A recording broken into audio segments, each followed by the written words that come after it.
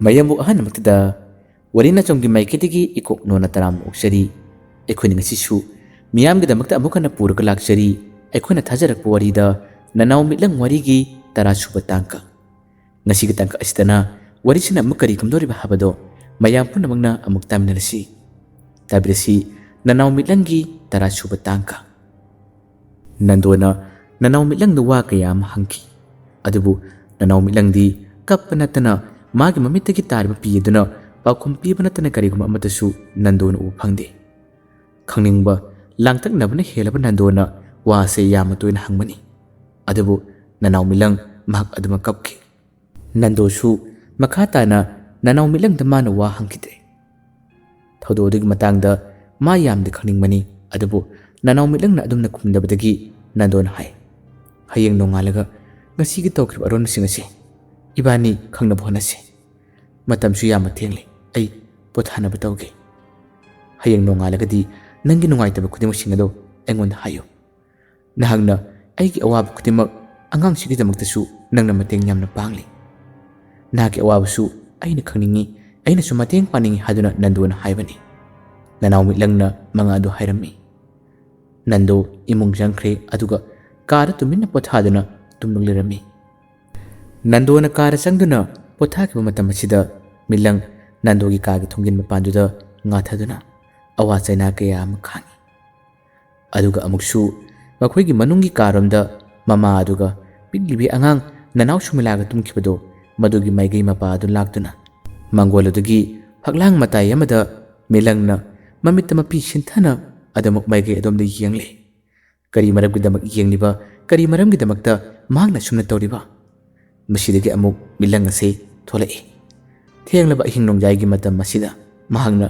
sumang asid long hiptakre aduga atiya mathak asida mahak yengkhalai yengkhalak matam masida purnima oigidabadi numinini walibani mahangna atiya mathakda nongdon thaju mani yengjarai matam masida lejin nongphai manaktagi tha ase amuk amuk thorok amuk changkiba matawase mana mapi tana tana yengi mahaki wakhalda magi thamoida tatana phawri taibangasida mana pangthokadaba tawgadaba thabakti masing marak nagdina leiri adabu ngasigi oiriba thawdosina maram moraga mana khanjaramba khudimak sing ase arema taragani khudimak maithiba nanglagani haduna khalaba matam sida nanaw mitlangna chakti kapani sumang asida tha asina leisin nongphai maraktagi tholokka matam asida madubi yengjaraga nanaw mitlangna sumang asigi akoibada tharo tharo olaga sanarami adubu mana sanajai mana sonjai kaujai habadu mangai mana onjariba mana tawriba thaba khudimu singase are mangaktini asumna mitlangna tharo tharo onduna maicha khalaga leringai matam asidani yamna kuikiba matam natte ikan kanadana ngahaktingi manung asidani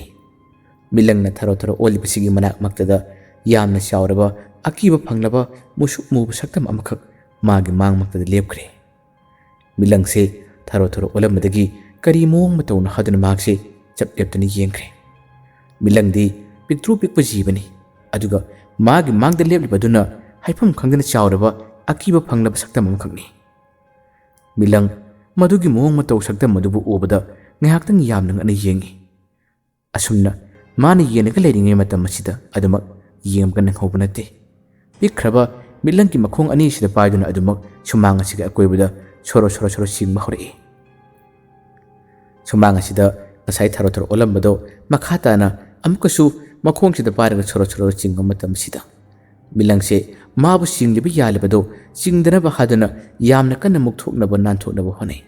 adubu ngamdre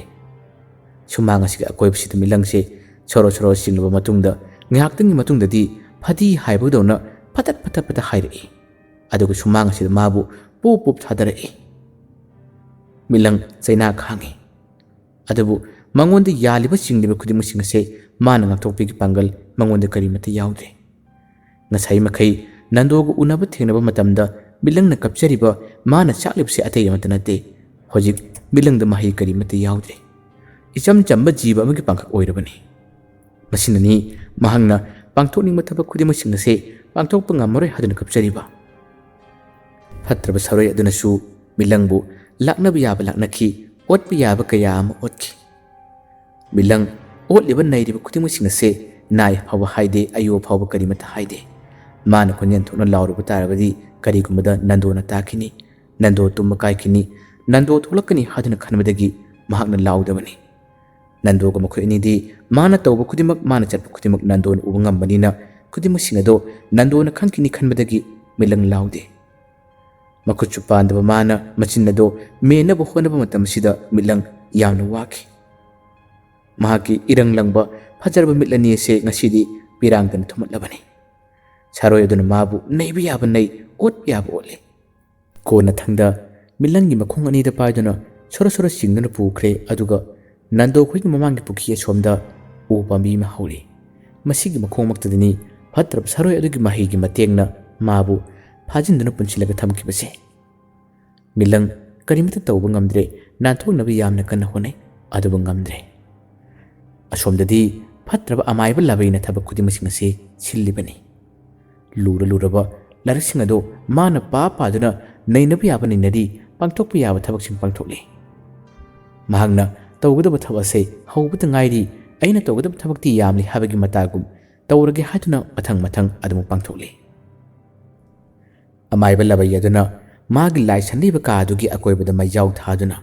ꯃꯍꯥꯛꯅ ꯃꯤꯇꯝ ꯁꯥꯗꯨꯅ ꯈꯨꯗꯤꯡꯃꯛꯁꯤꯡ ꯑꯁꯤ ꯃꯍꯥꯛꯅ ꯆꯥꯡꯌꯦꯡ ꯇꯧꯗꯨꯅ ꯄꯥꯡꯊꯣꯛꯂꯤꯕꯅꯤ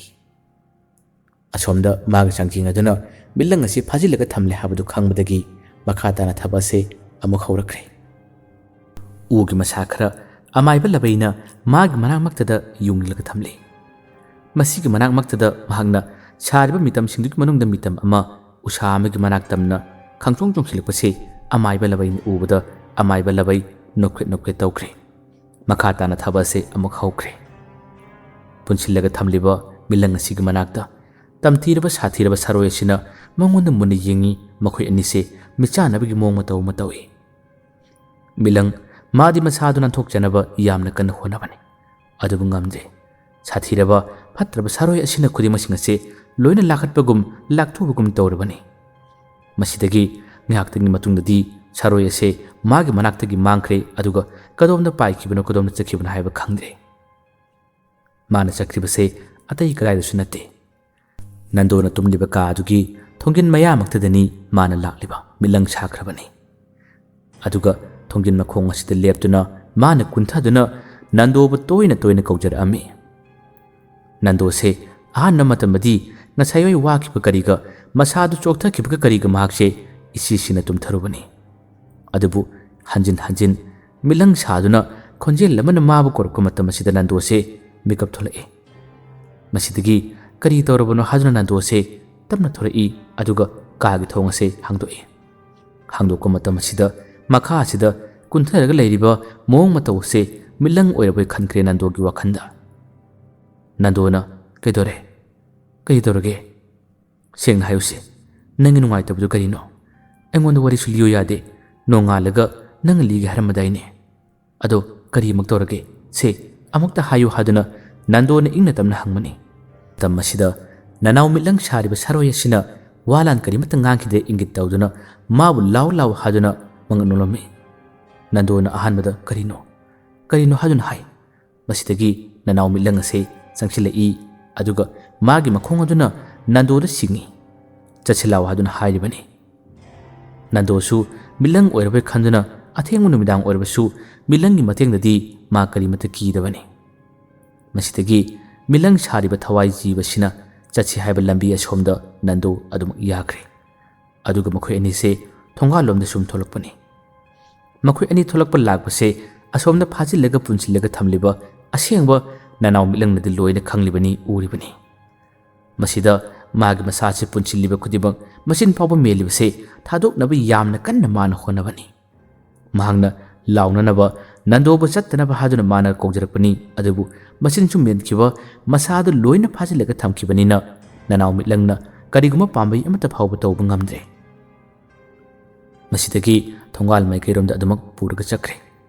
ꯄꯨꯈꯤ ꯃꯄꯥꯗꯨ ꯌꯧꯔꯛꯄ ꯃꯇꯝ ꯑꯁꯤꯗ ꯃꯥ ꯂꯩ ꯍꯥꯏꯕꯁꯤ ꯈꯪꯅꯅꯕ ꯅꯪ ꯆꯠꯀꯅꯣ ꯍꯥꯏꯕꯒꯤ ꯃꯑꯣꯡꯗ ꯅꯅꯥꯎ ꯃꯤꯠꯂꯪꯅꯗꯤ ꯌꯥꯝꯅ ꯀꯟꯅ ꯍꯣꯠꯅꯈꯤꯕꯅꯤ ꯑꯗꯨꯕꯨ ꯉꯝꯈꯤꯗꯕꯅꯤ ꯂꯩꯔꯛ ꯑꯁꯣꯝꯗ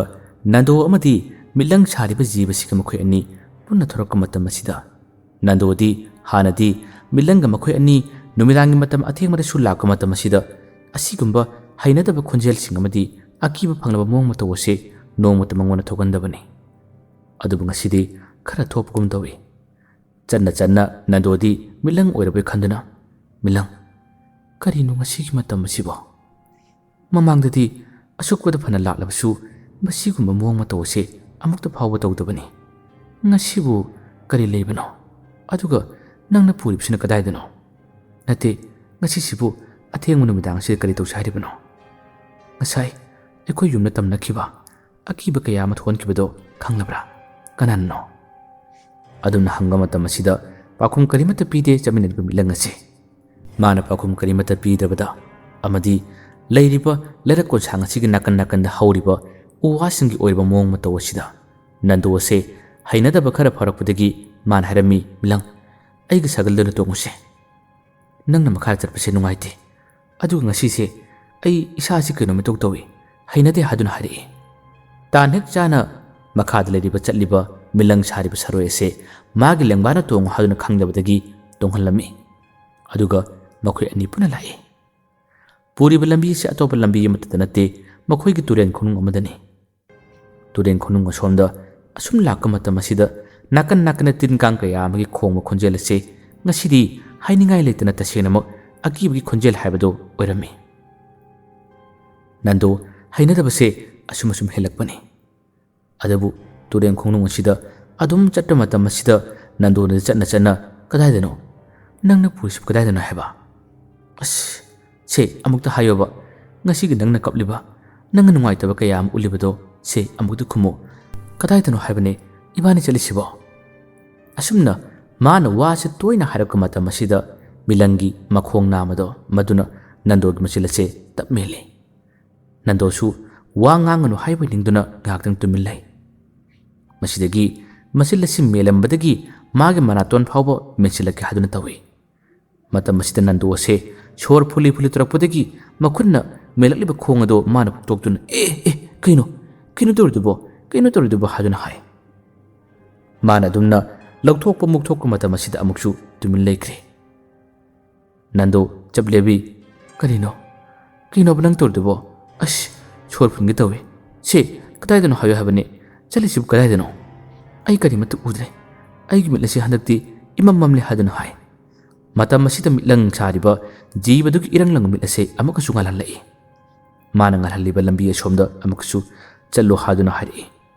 मसिदा नंदो अदुम तपना तपना तुरेमना पालसिदा चल्ले हंदमुक्ति मखोयगी लेकाइगी तुरेम पालसिदा चखिबसिना फनाम लापख्रबनी यामना सुक्पा हाबदो ओरकलबनी मखोय अनि चटपा सुलेप लेप नते अदुम चलबा थुंगदि कोन थंगदा मी लेखिदबा मंग अमखक मपा योरे मसी मपा सि योब मतमदनी नंदोदि खंगब नते मिलंग असिना लेपु हादुन लेफलमे नंदोना कदोरे करी फंगलगे कई लेरगे बा असुमना हाइबा मतम असिदा मंग अदुदा मिलंग अदुन कुतिले येंगु हादुन हाय नंदोसु नोन थादुना करिनो हादुन येंगुई मतम असिदा मंगदु ओरमदि नंदोना ए असिदी मी असिबगी मंग नत्राने मिलंगना मसिदा तमना पाक्थवादुना हाय नंदोसु मिलंग मागदि पुल्लिबनिना माना तव हाइबा थबक खुदिमसिंग असे लोइना यारमे नंदो पाक्थरामी पाक्थदुना करिनो हादुना हाय मतम मसिदा मिलंगना मसिगी मंग असे होगायो हादुना हाय अदबु नंदो मिलंग वादो ताब मतमदि यामना ngai कनागी मंगना सिबो मसिदबु करि लेगे करिगुनाबा असे होगाइदो से करिगुना हादुना हाय मिलंगना होगाइदो होगायो येंगु हादुना हाय असुमना नंदोना मिलंगना हाइबा खुदिमसिंग असे यादुना मनाक्ता तारंबा खरा तुंबा नुंगम पाइदुना माना होगाइ भौरे खरा होगाइरबा तुंगदि नंदोना हंगी यारदरा कदोमदगी होगाइगनी हा असी यारदरा हादुना हाय मतम मसिदा नंदोना हाइरबा वासिगी पाखुम करिमत पिरखिदे मना असिदा मिलंग असे माना लैरिबोय निंगना होगाइरबनी अदबु वा कयाम हाइबदा करिमत खुमखिदे खुमक्तबदगी नंदोना मागी मैथोंग असे पलेथोई मिलंग अमुति यंग हाइबने लेथोरक मतमदि करिमत लेरमद्रे करिमत उद्रे उदबदगी नंदो असे यामना ngai मान होगाइबदसु फनाम होगाइरबनी सरू मते अमसु नंदोन थेंगनरबनी सरू मते दो थेंगनबदा नंदोनी याम ngana ए सरूने मिलंग ꯁꯔꯨꯃꯁꯨ ꯐꯪꯂꯦ ꯁꯔꯨꯃꯁꯨ ꯐꯪꯂꯦ ꯍꯥꯏꯗꯨꯅ ꯃꯥꯅ ꯍꯥꯏꯖꯔꯨꯏ ꯑꯗꯨꯕꯨ ꯃꯍꯥꯛꯅ ꯍꯦꯛ ꯁꯔꯨ ꯑꯗꯨ ꯄꯥꯏꯗꯨꯅ ꯂꯩꯊꯣꯔꯛꯄ ꯃꯇꯝꯗꯤ ꯃꯥꯒꯤ ꯃꯅꯥꯛꯇ ꯌꯥꯝꯅ ꯉꯛꯂꯕ ꯑꯀꯤꯕ ꯐꯪꯂꯕ ꯅꯣꯛꯐꯦꯠ ꯅꯣꯛꯐꯦꯠ ꯇꯧꯕꯤ ꯈꯣꯟꯖꯦꯜ ꯑꯁꯤ ꯇꯥꯔꯛꯏ ꯆꯨꯝꯅꯒꯤ ꯃꯤ ꯑꯃꯅ ꯅꯣꯛꯄꯒꯤ ꯈꯣꯟꯖꯦꯜ ꯅꯠꯇꯦ ꯁꯥꯊꯤꯔꯕ ꯇꯝꯊꯤꯔꯕ ꯈꯣꯟꯖꯦꯜ ꯑꯃꯅꯤ ꯈꯣꯟꯖꯦꯜꯗꯨ ꯇꯥꯕꯗ ꯃꯥꯒꯤ ꯃꯥꯏꯊꯣꯡ ꯑꯁꯤꯅ ꯐꯠ ꯂꯩꯊꯣꯛꯇꯨꯅ ꯌꯦꯡꯉꯨꯏ ꯌꯦꯡꯂꯨꯕ ꯃꯇꯝꯗꯤ ꯉꯁꯥꯏꯒꯤ ꯃꯤꯂꯪ ꯁꯥꯔꯝꯕ ꯁꯛꯇꯝ ꯑꯗꯨꯃꯛꯅꯤ ꯃꯥꯒꯤ ꯇꯝꯊꯤꯔꯕ ꯁꯥꯊꯤꯔꯕ ꯃꯑꯣꯡ ꯃꯇꯧ ꯑꯁꯤ ꯎꯠꯈꯠꯂꯛꯄꯅꯤ ꯎꯠꯈꯠꯂꯤꯕ ꯃꯑꯣꯡ ꯃꯇꯧ ꯑꯗꯨꯁꯨ ꯅꯟꯗꯣꯅ ꯇꯁꯦꯡ ꯇꯁꯦꯡꯅ ꯎꯔꯛꯏ ꯃꯤꯂꯪꯒꯤ ꯃꯑꯣꯡꯗ ꯏꯄꯤꯛ ꯄꯤꯛꯅ ꯂꯩꯔꯝꯕꯗꯒꯤ ꯁꯛꯇꯝ ꯑꯗꯣ ꯇꯝꯊꯤꯕ ꯃꯑꯣꯡ ꯃꯇꯧ ꯑꯃꯗ ꯑꯣꯟꯈꯠꯂꯤꯕꯁꯦ ꯅꯟꯗꯣꯅ ꯎꯔꯔꯦ ꯃꯗꯨ ꯎꯕꯗꯒꯤ ꯅꯟꯗꯣ ꯑꯁꯤ ꯌꯥꯝꯅ ꯉꯛꯈ꯭ꯔꯦ ꯀꯩꯅꯣ ꯇꯧꯔꯤꯗꯨꯕꯣ ꯃꯤꯂꯪ ꯀꯩꯅꯣ ꯇꯧꯔꯤꯗꯨꯕꯣ ꯍꯥꯏꯗꯨꯅ ꯃꯥꯗꯤ ꯍꯧꯖꯤꯛ ꯐꯥꯎꯕ ꯊꯥꯖꯗꯕꯗꯒꯤ ꯑꯁꯨꯝꯅ ꯃꯥꯅ ꯍꯪꯂꯨꯕꯅꯤ ꯑꯗꯨꯕꯨ ꯁꯛꯇꯝ ꯑꯁꯤꯗꯤ ꯃꯉꯣꯟꯗ ꯌꯦꯡꯗꯨꯅ ꯑꯗꯨꯃꯛ ꯅꯣꯛꯈꯠꯂꯛꯏ ꯃꯁꯤꯗꯁꯨ ꯅꯠꯇꯦ ꯑꯁꯣꯝ ꯃꯇꯥꯏꯗ ꯅꯥꯄꯤ ꯁꯤꯡꯅꯥ ꯌꯥꯝꯅ ꯍꯧꯔꯤꯕ ꯑꯁꯣꯡꯕꯁꯤꯡ ꯑꯁꯤꯒꯤ ꯃꯔꯛꯇ ꯀꯔꯤꯅꯣ ꯈꯪꯗꯕ ꯑꯔꯪꯕ ꯃꯌꯥꯝ ꯑꯃ ꯃꯉꯣꯟꯗ ꯀꯤꯔꯨ ꯃꯤꯠ ꯑꯁꯤ ꯊꯥꯟꯗꯨꯅ ꯌꯦꯡꯂꯛꯄꯒꯤ ꯃꯑꯣꯡ ꯃꯇꯧ ꯑꯁꯤ ꯎꯔꯛꯏ ꯀꯔꯤꯒꯨꯝꯕꯗꯅ ꯃꯅꯥ ꯑꯁꯣꯝꯗ ꯇꯤꯡꯈꯠꯇꯅ ꯆꯦꯟꯈꯤꯕꯒꯤ ꯁꯥꯎꯝ ꯑꯃ ꯀꯔꯤꯒꯨꯝꯕꯗꯅ ꯈꯨ ꯀꯨꯗꯛ ꯀꯨꯜꯂꯒ ꯃꯥꯒꯤ ꯃꯅꯥꯛꯇ ꯅꯛꯁꯤꯜꯂꯛꯄꯒꯤ ꯃꯑꯣꯡ ꯃꯇꯧ ꯑꯃꯁꯨ ꯑꯗꯨꯃꯛ ꯎꯔꯛꯏ ꯃꯥꯅ ꯎꯔꯛꯂꯤꯕ ꯊꯣꯔꯛꯂꯤꯕ ꯁꯔꯣꯁꯤꯡ ꯑꯁꯤ ꯃꯁꯤꯡ ꯑꯁꯨꯛꯀꯤ ꯃꯇꯤꯛ ꯌꯥꯝꯈ꯭ꯔꯦ ꯍꯥꯏꯕꯗꯨꯅꯤ ꯌꯦꯡꯂꯨ ꯈꯨꯗꯤꯡꯃꯛꯇ ꯑꯗꯨꯃꯛ ꯊꯣꯛꯍꯜꯂꯛꯏ ꯅꯣꯛꯄ ꯀꯞꯄ ꯀꯔꯤꯒꯨꯝꯕꯗ ꯅꯥꯍꯦꯕ ꯈꯣꯟꯖꯦꯜ ꯃꯊꯪ ꯂꯦꯞꯄ ꯂꯩꯇꯅ ꯑꯗꯨꯃꯛ ꯇꯥꯍꯜꯂꯒ ꯃꯥꯒꯤ ꯃꯤꯠꯃꯥꯡꯗ ꯇꯝꯊꯤꯔꯕ ꯁꯛꯇꯝ ꯀꯌా ꯑꯃ ꯎꯔꯛꯏ ꯀꯔꯤꯒꯨꯝꯕꯗ ꯏ ꯉꯥꯛꯇ ꯉꯥꯏꯔꯕ ꯁꯛꯇꯝ ꯑꯃꯁꯨ ꯃꯥꯒꯤ ꯃꯅꯥꯛ ꯇꯞꯅ ꯃꯈꯣꯡ ꯑꯗꯣ ꯁꯤꯡꯅ ꯆꯪꯁꯤꯜꯂꯛꯏ ꯅꯟꯗꯣ ꯁꯛꯇꯝ ꯑꯗꯨ ꯎꯕꯗ ꯇꯁꯦꯡꯅ ꯉꯛꯈ꯭ꯔꯦ ꯑꯃꯝꯕ ꯑꯣꯏꯔꯕꯁꯨ ꯃꯥꯒꯤ ꯃꯤꯠꯇꯗꯤ ꯈꯨꯗꯤꯡꯃꯛꯁꯤꯡ ꯑꯁꯤ ꯂꯣꯏꯅ ꯎꯍꯜꯂꯛꯏ ꯃꯗꯨꯒꯤ ꯃꯑꯣꯡ ꯃꯇꯧ ꯑꯗꯨꯕꯨ ꯎꯕꯗ ꯃꯥꯅ ꯌꯥꯝꯅ ꯀꯤꯕ ꯍꯩꯅꯗꯕꯗꯒꯤ ꯀꯔꯤꯅꯣ ꯑꯩꯅ ꯎꯔꯤꯕꯁꯤꯕꯨ ꯀꯔꯤꯅꯣ ꯃꯤꯂꯪ ꯑꯩꯒꯤ ꯃꯇꯦꯡ ꯄꯥꯡꯉꯣ ꯍꯥꯏꯗꯨꯅ ꯃꯥꯅ ꯃꯤꯂꯪ ꯑꯁꯤ ꯀꯧꯕꯅꯤ ꯑꯗꯨꯕꯨ ꯃꯅꯥꯛ ꯑꯁꯤꯗ ꯃꯤꯂꯪ ꯂꯥꯛꯇꯦ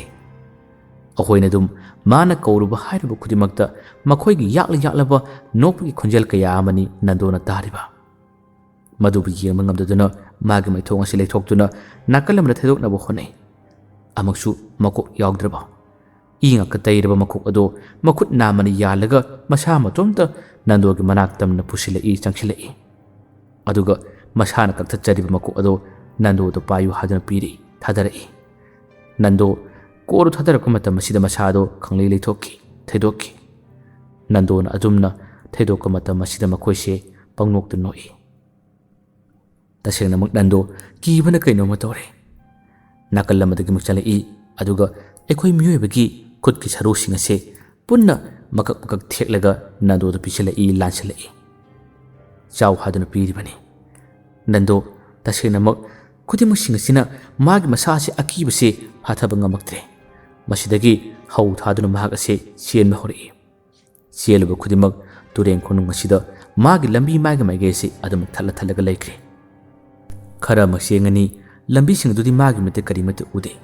ꯃꯥꯒꯤ ꯃꯤꯠꯇ ꯎꯍꯜꯂꯤꯕ ꯍꯥꯏꯕꯕꯨ ꯇꯝꯊꯤꯔꯕ ꯐꯠꯇ꯭ꯔꯕ ꯁꯔꯣꯁꯤꯡ ꯑꯗꯨꯕꯨꯇꯅꯤ ꯃꯥꯒꯤ ꯃꯤꯠꯇ ꯎꯍꯜꯂꯤꯕ ꯂꯝꯕꯤ ꯑꯗꯨ ꯎꯗꯕ ꯄꯨꯃꯝ ꯃꯝꯕ ꯈꯪꯗꯕꯅꯤꯅ ꯅꯟꯗꯣꯅ ꯆꯠꯄ ꯃꯇꯝ ꯑꯁꯤꯗ ꯀꯔꯤꯒꯨꯝꯕꯗ ꯈꯨꯗꯤ ꯊꯤꯗꯨꯅ ꯇꯨꯕ ꯌꯥꯎꯏ ꯇꯨꯈ꯭ꯔꯕꯗꯤ ꯃꯥꯒꯤ ꯃꯈꯣꯡꯗ ꯑꯗꯨꯝ ꯅꯥꯜꯂꯛꯄꯒꯨꯝꯕ ꯃꯈꯣꯡꯗ ꯃꯥꯒꯤ ꯁꯦꯠꯂꯤꯕ ꯈꯣꯡꯒ꯭ꯔꯥꯎꯗꯒ ꯇꯞꯅ ꯆꯤꯡꯕꯒꯨꯝꯕꯁꯤ ꯑꯗꯨꯃꯛ ꯇꯧꯏ ꯅꯟꯗꯣꯅ ꯆꯤꯡꯂꯤꯕ ꯌꯥꯜꯂꯤꯕ ꯈꯨꯗꯤꯡꯃꯛꯁꯤꯡ ꯑꯗꯣ ꯆꯤꯡꯗꯅꯕ ꯃꯥꯒꯤ ꯃꯁꯥꯗꯨ ꯀꯟꯊꯣꯛꯇꯨꯅ ꯂꯥꯎꯗꯨꯅ ꯃꯥꯅ ꯆꯦꯟꯅꯕ ꯍꯣꯠꯅꯩ ꯃꯁꯤꯒꯤ ꯇꯨꯔꯦꯟ ꯈꯣꯡꯅꯨꯡ ꯇꯨꯔꯦꯟ ꯃꯄꯥꯟ ꯑꯁꯤ ꯑꯇꯣꯞꯄ ꯊꯪꯅꯕꯗꯁꯨ ꯌꯨꯝ ꯀꯌꯥ ꯑꯃ ꯇꯥꯗꯦ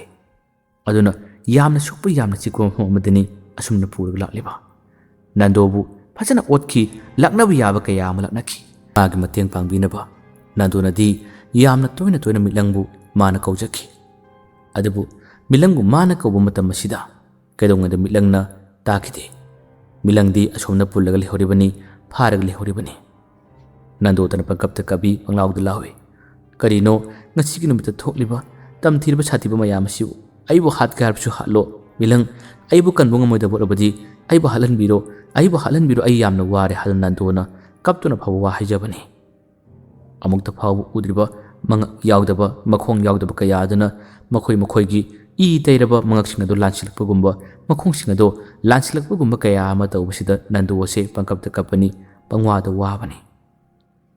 ꯑꯁꯨꯝꯅ ꯆꯦꯟꯕ ꯌꯥꯕ ꯆꯦꯜꯂꯤꯕ ꯂꯝꯕꯤ ꯑꯁꯤ ꯀꯗꯣꯝꯗꯅꯣ ꯍꯥꯏꯕ ꯈꯪꯈꯤꯗ꯭ꯔꯦ ꯇꯨꯔꯦꯟ ꯈꯣꯡꯅꯨꯡ ꯑꯁꯤꯗ ꯂꯝꯕꯤꯕꯨ ꯂꯩꯔꯕꯗꯤ ꯍꯥꯏꯗꯨꯅ ꯑꯗꯨꯃꯛ ꯆꯦꯟꯈꯤꯕꯅꯤ ꯑꯗꯨꯕꯨ ꯃꯥꯕꯨ ꯀꯣꯏꯇꯥꯟ ꯇꯥꯟꯈ꯭ꯔꯦ माबु कोइता तत्ख्रे कोना थंगदा माइगै खुदिमक थजिलक्लबा अवाबगी अवाबा ngakta ngairaba kiba helabadi thokpa ma tawi habadani नंदो हजिक्ति मागी अवाब मयाम से खाम ngamaktre खामगी पांगल लोसलबा नंदो से चेन बियाब चेली तुरें खुनुंग सुद अदबु लंबी खुदिमक्त माइगै खुदिमक्त माबु थजिलकपदगी हजिक्ति नंदो अदमो खांग ngambagi थौना खुदिमक लोइना लोइखिदुना अदमक मागसे वानथरगा ताखिरमी नंदो न वानथरगा ताबा मतमसे असोमददी अमाइबा लबैदु खुदिमसिंगसी उरिबनी नंदो की सक्तम सादुन मितम अमसु मागी मना असिदा लेफलगा थलमनी मितम असे माना लाइ सनब माना मई थाबा मतम सिदा अकोइबसिदा कोइचेन चेनमनी अदुगा कोना थंगदा मितम असे मसी मरममद तुमिना तारगा लेखिबनी लेंखिदबनी अमाइबसिना ममिलसे पांगथोरक्तुना माना लाइसोन कया अमा सोन सोंदुना मितम असे लेंगबरी येंगे हादुना तौबनी अदुबु मितम असे हौजिक फावगी ओनदी करिमता लेंखिद्रे असुमना मितम असे लेंखिदबदगी अमाइबसे हाम हराउख्रे कमदौबा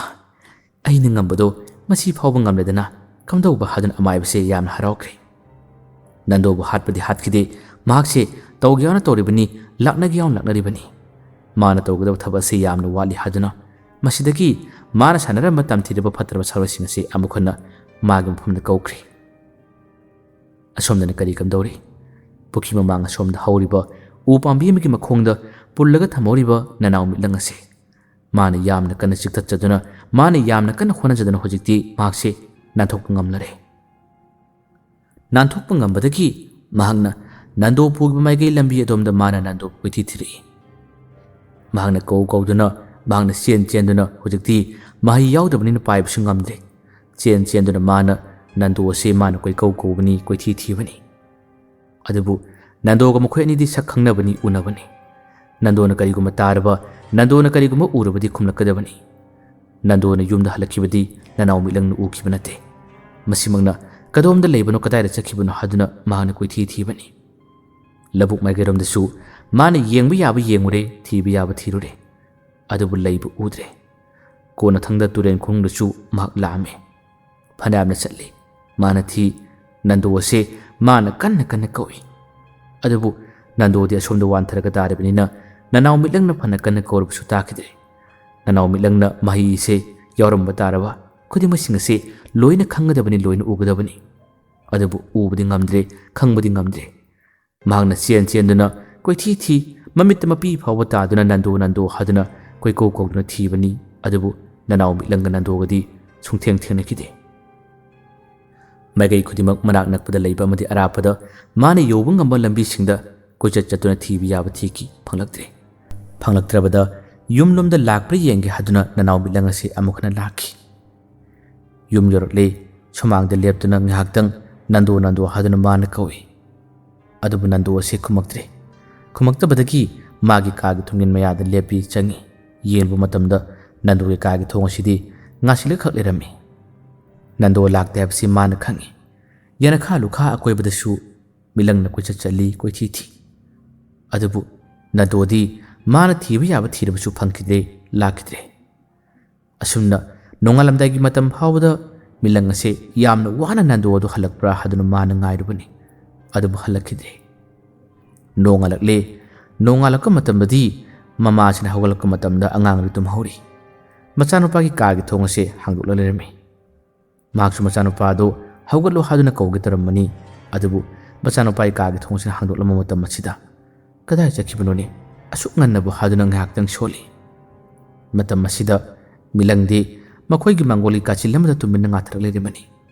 mama thorliba mama na koriba kudima singase ma loina ui loina khangi adubu mahi yaudraba karimata pangthokpa ngamdrabanina hojiti kari tawbani yengba tabani angang adusu tumhagali nanaw sumilana tumhakulak matam masida magi mapamangni khanjariba nando se mana koi kौजे अदबु नंदो से लैतबनी कदाइदे खुमकनी mama अदुनसु walking अतै थबक सिंग चखिबरा हादुना खल्लुबनी अदबु अयुकी पुंग निपाम नपन तार फावदा नंदो सन yum हलक्तब मतम सिदा mama से थवाई वरे माग पुल्लुबा ममानब सिंगद नंदो उब्रा हादुना वा हंगी अदबु नंदोबु उई नंदोबु थिंगनि हाबिकी पावसे कनामता हारकिद्रे कनामता ताकिद्रे नुबित असिकी ꯅꯨꯡꯊꯤꯟꯒꯤ ꯃꯇꯝ ꯑꯣꯏꯔ ꯐꯥꯎꯕꯗ ꯅꯟꯗꯣ ꯑꯁꯤ ꯂꯥꯛꯇ꯭ꯔꯕꯗ ꯂꯩꯀꯥꯏꯒꯤ ꯑꯈꯪ ꯑꯍꯩ ꯑꯇꯣꯞ ꯀꯅꯥ ꯀꯅꯥ ꯇꯥꯟꯅꯔꯨꯔꯦ꯫ ꯅꯟꯗꯣ ꯑꯁꯤ ꯂꯥꯏꯅ ꯇꯤꯟꯅ ꯆꯦꯜꯂꯝꯕ ꯇꯥꯔꯦ, ꯑꯗꯨ ꯑꯣꯏꯔꯒꯗꯤ ꯃꯣꯏꯕꯨꯡ ꯈꯣꯡꯗꯨꯅ ꯃꯥꯕꯨ ꯊꯤꯁꯤ ꯃꯥꯕꯨ ꯀꯧꯁꯤ ꯍꯥꯏꯗꯨꯅ ꯈꯣꯡꯂꯛꯈꯤ, ꯀꯧꯈꯤ꯫ ꯃꯈꯣꯏꯅ ꯈꯣꯡꯂꯤꯕ ꯀꯧꯔꯤꯕꯁꯤꯡ ꯑꯗꯨꯅ ꯆꯤꯡꯈꯣꯡ ꯆꯤꯡꯌꯥꯗꯅꯤ꯫ ꯆꯤꯡꯈꯣꯡ ꯆꯤꯡꯌꯥꯗ ꯃꯈꯣꯏꯅ ꯈꯣꯡꯕ ꯌꯥꯕ ꯈꯣꯡꯉꯤ, ꯂꯥꯏ ꯁꯣꯜꯂꯤꯕꯅꯤ ꯍꯥꯏꯗꯨꯅ ꯂꯥꯏꯁꯣꯟ ꯀꯌꯥ ꯑꯃ ꯁꯣꯟꯗꯨꯅ ꯊꯤꯕ ꯌꯥꯕ ꯀꯌꯥ ꯑꯃ ꯊꯤ꯫ ꯃꯈꯣꯏꯒꯤ ꯃꯔꯛ ꯑꯁꯤꯗ ꯅꯅꯥꯎ ꯃꯤꯠꯂꯪꯁꯨ ꯊꯤꯕ ꯌꯥꯎꯔꯤꯕꯅꯤ꯫ ꯃꯍꯥꯛꯇꯤ ꯂꯝꯖꯦꯟꯗꯤ ꯌꯥꯝꯅ ꯌꯥꯡꯉꯤ, ꯀꯣꯏꯆꯦꯟ ꯆꯦꯟꯗꯨꯅ ꯃꯥꯅ ꯃꯅꯨꯡ ꯍꯨꯟꯖꯤꯟꯕꯗ ꯆꯪꯗꯨꯅ ꯅꯟꯗꯣ ꯑꯁꯤ ꯂꯩꯕ꯭ꯔꯥ ꯍꯥꯏꯗꯨꯅ ꯌꯦꯡꯉꯤ꯫ ꯑꯗꯨꯕꯨ ꯊꯤꯔꯨꯕ ꯂꯝꯕꯤ ꯈꯨꯗꯤꯡꯃꯛꯁꯤꯡ ꯑꯁꯤ ꯑꯃꯠꯇ ꯐꯥꯎꯕ ꯅꯟꯗꯣ ꯑꯁꯤ ꯊꯦꯡꯅꯕ ꯀꯧꯕ ꯌꯥꯎꯗ꯭ꯔꯦ꯫ ꯅꯟꯗꯣ ꯑꯁꯤ ꯂꯩꯔꯝꯗ꯭ꯔꯦ꯫ ꯅꯨꯃꯤꯠꯁꯤꯃꯁꯨ ꯍꯧꯈ꯭ꯔꯦ꯫ ꯅꯨꯃꯤꯗꯥꯡ ꯑꯁꯤ ꯃꯃꯥ ꯑꯗꯨ ꯇꯨꯝꯕ ꯌꯥꯗꯦ, ꯑꯗꯨꯒ ꯄꯤꯛꯂꯤꯕ ꯑꯉꯥꯡ ꯅꯅꯥꯎ ꯁꯨꯃꯤꯂꯥꯁꯨ ꯅꯟꯗꯣꯕꯨ ꯀꯧꯖꯗꯨꯅ ꯀꯞꯄꯤ꯫ ꯃꯄꯥꯃꯛꯅꯤ ꯈꯟꯖꯕꯅꯤ꯫ ꯍꯧꯖꯤꯛꯇꯤ ꯀꯔꯤ ꯇꯧꯒꯅꯤ, ꯀꯔꯝ ꯇꯧꯒꯅꯤ? ꯄꯥꯝꯕꯩ ꯀꯔꯤꯃꯠꯇ ꯂꯩꯇ꯭ꯔꯦ꯫ ꯅꯟꯗꯣ ꯃꯥꯡꯈꯤꯕ, ꯅꯟꯗꯣ ꯐꯪꯗꯕꯒꯤ ꯄꯥꯎ ꯑꯁꯤ ꯐꯠꯇ꯭ꯔꯕ ꯑꯃꯥꯏꯕ ꯂꯕꯩ ꯂꯣꯏꯅ ꯇꯥꯏ, ꯂꯣꯏꯅ ꯈꯪꯉꯤ꯫ ꯑꯃꯥꯏꯕ ꯂꯕꯩꯒꯤ ꯊꯃꯣꯏꯗ ꯍꯦꯟꯅ ꯑꯗꯨꯝ ꯄꯦꯟꯖꯕꯅꯤ, ꯍꯦꯟꯅ ꯑꯗꯨꯝ ꯅꯨꯡꯉꯥꯏꯖꯕꯅꯤ꯫ ꯑꯗꯨ ꯑꯣꯏꯕ ꯇꯥꯔꯒꯗꯤ ꯃꯈꯥ ꯇꯥꯕꯗ ꯑꯩꯅ ꯀꯔꯤ ꯊꯕꯛ ꯇꯧꯕ ꯌꯥꯏ ꯍꯥꯏꯕꯁꯤ ꯐꯠꯇ꯭ꯔꯕ ꯑꯃꯥꯏꯕ ꯂꯕꯩꯅ ꯑꯃꯨꯛ ꯍꯟꯅꯁꯨ ꯃꯈꯥ ꯇꯥꯅ ꯐꯠꯇꯕ ꯊꯧꯔꯥꯡ ꯑꯁꯤ ꯁꯤꯟꯕ ꯂꯦꯞꯇ꯭ꯔꯤ꯫ ꯅꯥꯀꯜ ꯑꯃꯗꯅ ꯀꯔꯤ ꯀꯝꯗꯧꯔꯤ? ꯑꯌꯨꯛꯀꯤ ꯅꯣꯡꯉꯥꯜꯂꯛꯄ ꯃꯇꯝ ꯑꯗꯨꯗ ꯅꯟꯗꯣꯗꯤ ꯃꯥꯅ ꯋꯥꯈꯜ ꯇꯥꯔꯛꯄ, ꯑꯃꯨꯛ ꯍꯟꯅ ꯒ꯭ꯌꯥꯟ ꯇꯥꯔꯛꯄ ꯃꯇꯝꯗꯤ ꯇꯁꯦꯡꯅꯃꯛ ꯇꯥꯏꯕꯪ ꯃꯤ ꯑꯃꯒꯤ ꯑꯣꯏꯔꯤꯕ ꯃꯑꯣꯡ ꯃꯇꯧ ꯑꯁꯤꯗ ꯃꯍꯥꯛꯁꯦ ꯋꯥꯈꯜ ꯇꯥꯔꯛꯈꯤꯗ꯭ꯔꯦ꯫ ꯃꯍꯥꯛꯁꯦ ꯇꯁꯦꯡꯅꯃꯛ ꯋꯥꯈꯜ ꯆꯣꯏꯔꯕ ꯃꯤ ꯑꯃꯒꯤ ꯃꯑꯣꯡꯗ ꯋꯥꯈꯜ ꯇꯥꯔꯛꯈꯤꯕꯅꯤ꯫ ꯃꯗꯨꯅ ꯃꯥꯅ ꯂꯦꯞꯂꯤꯕꯁꯤ ꯀꯗꯥꯏꯗꯅꯣ, ꯃꯥꯅ ꯊꯨꯡꯂꯤꯕꯁꯤ ꯀꯗꯥꯏꯗꯅꯣ ꯍꯥꯏꯕꯁꯤ ꯃꯍꯥꯛ ꯈꯪꯈꯤꯗꯕꯅꯤ꯫ ꯇꯨꯔꯦꯟ ꯈꯣꯡꯅꯨꯡ ꯑꯁꯤꯗ ꯃꯍꯥꯛꯁꯦ ꯑꯗꯨꯝ ꯆꯠꯈꯤꯕꯅꯤ꯫ ꯃꯁꯤꯃꯛꯅ ꯂꯝꯕꯤ ꯑꯁꯤꯅ ꯂꯩꯕ ꯈꯨꯗꯤꯡꯃꯛꯇ ꯑꯗꯨꯝ ꯆꯠꯈꯤꯕꯁꯤꯅ ꯍꯧꯖꯤꯛꯇꯤ ꯃꯁꯥꯒꯤ ꯈꯨꯜ ꯑꯁꯤ ꯂꯥꯟꯊꯣꯛꯇꯨꯅ ꯑꯇꯣꯞꯄ ꯈꯨꯜ ꯑꯃꯗ ꯅꯟꯗꯣ ꯑꯁꯤ ꯑꯗꯨم ꯆꯠꯈꯤꯕꯅꯤ꯫ ꯑꯇꯣꯞꯄ ꯈꯨꯜ ꯑꯗꯨꯒꯤ ꯂꯩꯔꯛ ꯀꯣꯟꯁꯥꯡ, ꯂꯧꯕꯨꯛ ꯂꯝꯍꯥꯡ ꯑꯁꯤ ꯄꯪꯐꯥꯎꯗ ꯐꯥꯎꯗꯨꯅ ꯀꯗꯥꯏꯗ ꯆꯠꯂꯤꯕꯅꯣꯁꯨ ꯈꯪꯗꯦ ꯋꯥꯈꯜ ꯑꯃꯗ ꯅꯟꯗꯣ ꯑꯁꯤ ꯑꯗꯨꯝ ꯆꯠꯈꯤꯕꯅꯤ꯫ ꯑꯁꯣꯝꯗꯅ ꯃꯃꯥ ꯑꯃꯗꯤ ꯄꯤꯛꯂꯤꯕꯤ ꯃꯆꯥꯅꯨꯄꯤ ꯅꯅꯥꯎ ꯁꯨꯃꯤꯂꯥꯅ ꯃꯥꯕꯨ ꯉꯥꯏꯖꯔꯤ, ꯃꯥꯕꯨ ꯁꯪꯖꯔꯤ꯫ ꯑꯗꯨꯒ ꯑꯃꯨꯛꯁꯨ ꯃꯤꯂꯪꯅ ꯃꯥꯕꯨ ꯀꯣꯏꯊꯤ ꯊꯤꯕꯗ ꯑꯋꯥꯕ ꯁꯛꯇꯝ ꯍꯥꯏꯕꯗꯨ ꯃꯉꯣꯟꯗ ꯑꯣꯏꯖꯔꯤ꯫ ꯃꯉꯣꯟꯗ ꯃꯍꯩ ꯌꯥꯎꯗ꯭ꯔꯕꯗ ꯃꯤꯂꯪ ꯑꯁꯤ ꯃꯁꯥ ꯃꯇꯣꯝꯇ ꯅꯨꯃꯤꯗꯥꯡꯒꯤ ꯃꯇꯝ ꯑꯣꯏꯔꯛꯄ ꯈꯨꯗꯤꯡꯒꯤ ꯃꯥꯁꯦ ꯀꯞꯆꯩ꯫ ꯃꯤ ꯇꯨꯝꯅꯈ꯭ꯔꯕ ꯊꯦꯡꯂꯕ ꯑꯍꯤꯡꯒꯤ ꯃꯇꯝꯗ ꯑꯇꯤꯌꯥꯊꯛꯇ ꯌꯦꯡꯈꯠꯂꯤ꯫ ꯑꯗꯨꯒ ꯃꯉꯣꯟꯗ ꯑꯣꯏꯍꯟꯕꯤꯔꯤꯕꯁꯤ ꯀꯔꯤꯅꯣ? ꯑꯩꯉꯣꯟꯗ ꯃꯍꯩ ꯄꯤꯕꯤꯌꯨ, ꯑꯩꯉꯣꯟꯗ ꯃꯍꯩ ꯂꯥꯛꯍꯜꯂꯨ ꯍꯥꯏꯗꯨꯅ ꯃꯤꯂꯪ ꯑꯁꯤꯅ ꯍꯦꯛꯇ ꯀꯞꯆꯕꯅꯤ꯫ ꯑꯁꯣꯝꯗ ꯃꯃꯥ ꯑꯃꯗꯤ ꯑꯉꯥꯡ ꯑꯁꯤ ꯋꯥꯕꯅ ꯈꯝ ꯊꯦꯡꯂꯤ꯫ ꯅꯨꯃꯤꯠ 5ꯅꯤ 6ꯅꯤ ꯁꯨꯔꯛꯂꯤ ꯅꯟꯗꯣꯒꯤ ꯃꯇꯥꯡꯗ ꯍꯪꯕ ꯌꯥꯕ ꯍꯪꯕ, ꯊꯤꯕ ꯌꯥꯕ ꯊꯤꯕꯗ ꯀꯔꯤꯃꯠꯇ ꯄꯥꯎ ꯇꯥꯔꯛꯇꯕꯁꯦ꯫ ꯅꯟꯗꯣꯒꯤ ꯃꯥꯃꯁꯨ ꯂꯥꯛꯏ, ꯃꯈꯣꯏꯁꯨ ꯇꯥꯟꯅꯕ ꯌꯥꯕ ꯀꯌꯥ ꯑꯃ ꯇꯥꯟꯅꯩ, ꯍꯣꯠꯅꯕ ꯌꯥꯕ ꯀꯌా ꯑꯃ ꯍꯣꯠꯅꯩ ꯍꯥꯏꯕꯗꯨꯅꯤ꯫ ꯑꯗꯨꯕꯨ ꯅꯟꯗꯣꯒꯤ ꯃꯇꯥꯡꯗ, ꯃꯥꯒꯤ ꯃꯔꯝꯗ ꯀꯔꯤꯃꯠꯇ ꯈꯪꯗ꯭ꯔꯦ꯫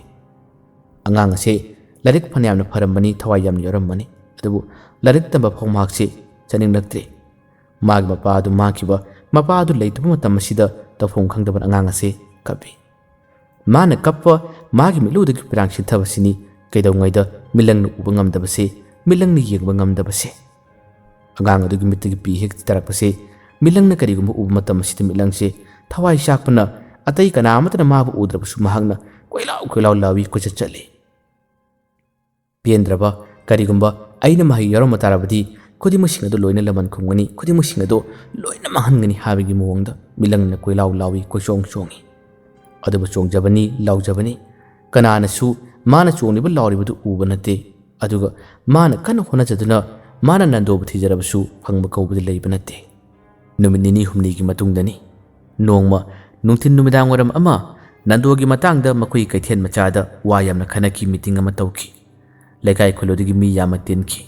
ꯃꯥꯒꯤ ꯑꯅꯤꯡꯕ ꯑꯄꯥꯝꯕꯁꯤꯡ ꯂꯣꯏꯅ ꯐꯣꯡꯗꯣꯛꯅꯈꯤ꯫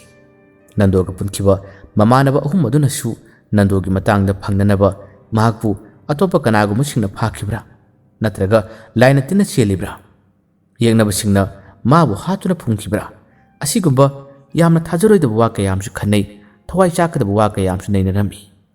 ꯃꯃꯥ ꯑꯗꯨꯅ ꯃꯌꯥꯝꯅ ꯅꯩꯅꯔꯤꯕ, ꯃꯌꯥꯝꯅ ꯈꯟꯅꯔꯤꯕ ꯋꯥꯁꯤꯡ ꯑꯗꯨ ꯇꯥꯕ ꯃꯇꯝꯁꯤꯗ ꯃꯥ ꯀꯞꯄꯤ꯫ ꯃꯃꯥꯅ ꯆꯣꯡꯊꯣꯛꯇꯨꯅ ꯍꯥꯏ, ꯑꯩꯒꯤ ꯏꯆꯥ, ꯌꯦꯡꯅꯕ ꯀꯅꯥꯁꯨ ꯂꯩꯇꯦ꯫ ꯑꯗꯨꯕꯨ ꯍꯧꯖꯤꯛꯁꯦ ꯌꯥꯝꯅ ꯐꯠꯇ꯭ꯔꯦ꯫ ꯃꯤꯅ ꯃꯤꯕꯨ ꯌꯦꯡꯁꯤꯟꯅꯕ, ꯃꯤꯒꯤ ꯌꯨꯝꯗ ꯂꯥꯏ ꯊꯥꯖꯤꯟꯅꯕ ꯀꯌా ꯑꯃ ꯇꯧꯕꯁꯦ ꯍꯧꯖꯤꯛꯇ ꯊꯣꯛꯅꯔꯛꯂꯤ꯫ ꯃꯁꯤꯒꯨꯝꯕ ꯀꯌꯥ ꯑꯁꯤ ꯑꯩꯅ ꯆꯤꯡꯅꯕ ꯈꯔꯗꯤ ꯂꯩ꯫ ꯃꯁꯤꯒꯤ ꯃꯇꯥꯡꯗꯁꯨ ꯑꯈꯪꯕ ꯑꯃꯥꯏꯕꯁꯤꯡ ꯀꯧꯗꯨꯅ ꯏꯆꯥꯗꯣ ꯐꯪꯅꯕ ꯑꯃꯨꯛꯇꯗꯤ ꯊꯤꯕꯤꯌꯨ꯫ ꯉꯁꯤꯒ ꯊꯥꯔ ꯅꯨꯃꯤꯠ 8 9 ꯐꯥꯔꯕꯅꯤ ꯏꯆꯥꯗꯣ ꯐꯪꯂꯛꯇꯕ꯫ ꯏꯆꯥ ꯎꯗꯕꯗ ꯑꯉꯥꯡ ꯑꯁꯤ ꯂꯩꯐꯝ ꯈꯪꯗ꯭ꯔꯕꯅꯤ꯫ ꯑꯩ ꯌꯥꯝꯅ ꯋꯥꯔꯦ, ꯃꯌꯥꯝꯅ ꯈꯔ ꯃꯇꯦꯡ ꯄꯥꯡꯕꯤꯌꯨ ꯍꯥꯏꯗꯨꯅ ꯃꯃꯥ ꯑꯗꯨꯅ ꯊꯋꯥꯏ ꯆꯥꯛꯅ ꯍꯥꯏꯔꯤ꯫ ꯃꯃꯥꯗꯨꯅ ꯃꯌꯥꯝ ꯃꯥꯡꯗ ꯊꯣꯛꯇꯨꯅ ꯋꯥ ꯉꯥꯡꯂꯤꯉꯩ ꯃꯇꯝ ꯑꯁꯤꯗ ꯑꯉꯥꯡ ꯑꯗꯣ ꯑꯁꯣꯝ ꯃꯇꯥꯏ ꯑꯃꯗ ꯐꯝꯂꯝꯕꯅꯤ꯫ ꯃꯁꯤꯗꯒꯤ ꯃꯍꯥꯛꯁꯦ ꯑꯉꯥꯡ ꯑꯣꯏꯕꯅꯤꯅ ꯇꯞꯅ ꯇꯞꯅ ꯊꯣꯔꯛꯏ꯫ ꯃꯤꯇꯤꯡ ꯃꯐꯝ ꯑꯁꯤꯗꯒꯤ ꯑꯗꯨꯝ ꯊꯣꯔꯛꯄ ꯃꯇꯝ ꯑꯁꯤꯗ ꯈꯔ ꯂꯥꯞꯇꯛꯅ ꯅꯨꯄꯤ ꯃꯥꯟꯕꯤ ꯑꯃꯈꯛꯅ ꯃꯥꯕꯨ ꯀꯧꯔꯛꯂꯤꯕꯁꯦ ꯑꯉꯥꯡ ꯑꯗꯨꯅ ꯎꯔꯝꯃꯤ꯫ ꯍꯥꯏꯐꯦꯠꯇꯪ ꯌꯦꯡꯂꯨꯕ ꯃꯇꯝ ꯑꯁꯤꯗꯗꯤ ꯃꯧ ꯅꯍꯥ ꯑꯃꯁꯨ ꯃꯥꯜꯂꯤ꯫ ꯃꯧ ꯅꯍꯥꯗꯨꯅ ꯍꯧꯖꯤꯛꯀꯤ ꯅꯅꯥꯎ ꯁꯨꯃꯤꯂꯥ ꯑꯁꯤꯕꯨ ꯂꯥꯎ ꯂꯥꯎ ꯍꯥꯏꯗꯨꯅ ꯈꯨꯠ ꯈꯜꯂ ꯀꯧꯏ꯫ ꯅꯅꯥꯎ ꯁꯨꯃꯤꯂꯥꯁꯦ ꯃꯌꯥꯝ ꯃꯔꯛꯇꯨꯗꯒꯤ ꯊꯣꯔꯛꯄꯗ ꯑꯗꯨꯝꯅ ꯀꯧꯔꯛꯄ ꯃꯇꯝ ꯑꯁꯤꯗ ꯀꯔꯤꯒꯤꯅꯣ ꯍꯥꯏꯗꯨꯅ ꯏꯆꯝ ꯆꯝꯅ ꯃꯍꯥꯛꯇꯤ ꯇꯞꯅ ꯇꯞꯅ ꯆꯪꯕꯅꯤ꯫ ꯃꯇꯝ ꯑꯗꯨꯗ ꯃꯅꯥꯛꯇ ꯂꯦꯞꯂꯤꯉꯩ ꯃꯇꯝ ꯑꯁꯤꯗ "ꯅꯈꯣꯏ ꯄꯥꯕꯨꯡꯒꯤ ꯂꯩꯐꯝ ꯈꯪꯅꯤꯡꯕ꯭ꯔꯥ? ꯅꯈꯣꯏ ꯄꯥꯕꯨꯡꯒꯤ ꯂꯩꯐꯝ ꯈꯪꯅꯤꯡꯂꯕꯗꯤ ꯑꯩ ꯇꯥꯛꯄꯤꯒꯦ ꯂꯥꯎ, ꯑꯩ ꯇꯥꯛꯄꯤꯒꯦ ꯂꯥꯎ" ꯍꯥꯏꯗꯨꯅ ꯃꯥꯕꯨ ꯀꯧꯔꯝꯃꯤ꯫ ꯑꯉꯥꯡ ꯑꯗꯨꯗꯤ ꯏꯄꯪ ꯄꯪꯕ ꯀꯔꯤꯃꯇ ꯈꯪꯗꯕꯅꯤꯅ "ꯍꯥ, ꯄꯥꯕꯨꯡ ꯀꯥꯏꯗ ꯂꯩꯕ, ꯄꯥꯕꯨꯡ ꯀꯥꯏꯗ ꯂꯩꯕ" ꯍꯥꯏꯗꯨꯅ ꯍꯥꯏ꯫ "ꯂꯥꯎꯅꯦ, ꯑꯩ ꯇꯥꯛꯄꯤꯒꯦ ꯂꯥꯎ, ꯑꯩ ꯇꯥꯛꯄꯤꯒꯦ ꯂꯥꯎ, ꯂꯥꯛꯑꯣ, ꯑꯩ ꯊꯨꯡ ꯏꯜꯂꯛꯑꯣ, ꯈꯔ ꯊꯨꯅ ꯂꯥꯎꯅꯦ, ꯈꯔ ꯊꯨꯅ ꯂꯥꯎꯅꯦ" ꯍꯥꯏꯗꯨꯅ ꯃꯥꯕꯨ ꯑꯗꯨꯃꯛ ꯄꯨꯔꯒ ꯆꯠꯂꯤ꯫ ꯄꯤꯛꯂꯤꯕꯤ ꯅꯅꯥꯎ ꯁꯨꯃꯤꯂꯥꯁꯨ ꯃꯄꯥ ꯐꯪꯒꯅꯤ ꯍꯥꯏꯕꯒꯤ ꯄꯥꯎ ꯑꯗꯨ ꯇꯥꯕ ꯃꯇꯝ ꯑꯁꯤꯗ ꯑꯁꯣꯝꯗ ꯂꯩꯍꯧꯔꯤꯕ ꯃꯕꯣꯛ ꯑꯃꯗꯤ ꯑꯇꯩ ꯀꯅꯥꯅꯁꯨ ꯃꯥꯅ ꯄꯥꯎ ꯄꯤꯔꯝꯕ ꯇꯧꯗꯅ ꯅꯨꯄꯤ ꯑꯗꯨꯅ ꯄꯨꯔꯤꯕ ꯃꯥꯏꯀꯩ ꯑꯗꯣꯝꯗ ꯅꯅꯥꯎ ꯁꯨꯃꯤꯂꯥꯁꯦ ꯑꯗꯨꯃꯛ ꯆꯠꯈꯤꯔꯝꯃꯤ꯫ ꯀꯔꯤ ꯊꯣꯛꯀꯗꯧꯔꯤ? ꯋꯥꯔꯤ ꯑꯁꯤꯒꯤ ꯃꯈꯥ ꯉꯥꯏꯕꯤꯌꯨ꯫ ꯍꯌꯦꯡ ꯋꯥꯔꯤ ꯑꯁꯤ ꯉꯟꯅ ꯄꯨꯖꯔꯛꯀꯦ꯫ ꯃꯌꯥꯝꯕꯨ ꯑꯔꯣꯏꯕꯗ ꯗꯥꯟ ꯈꯨꯃꯟꯅ ꯑꯃꯨꯛ ꯍꯟꯅ ꯈꯨꯔꯨꯝꯖꯔꯤ꯫